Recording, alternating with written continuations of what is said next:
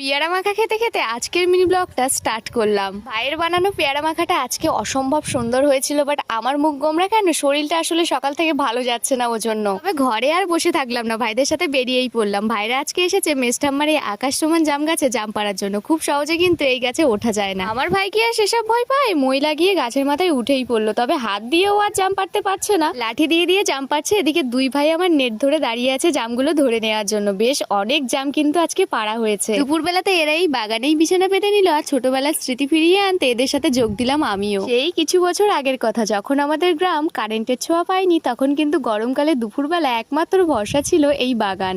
কাঠবিড়ালিটা কত সুন্দর গাছে চড়ছে, তাই দেখে আমারও ইচ্ছে হলো আর আমিও গাছে চেপে বসলাম। বাগানের ফুরফুরে হাওয়ায় মুগ্ধ হয়ে এদের মাথায় ভূত চাপলো খেজুর মাটি খাবে। অমনি দৌড়ে চলে আসলো, খুঁজে খুঁজে একটা খেজুর গাছও কেটে নিল। তবে এটার ভেতরে খুব একটা মাটি এরা পেলো না, আমিও কিন্তু একটু ভাগ বসিয়েছিলাম। তো চলো আসছি পরের ভিডিওতে, টাটা।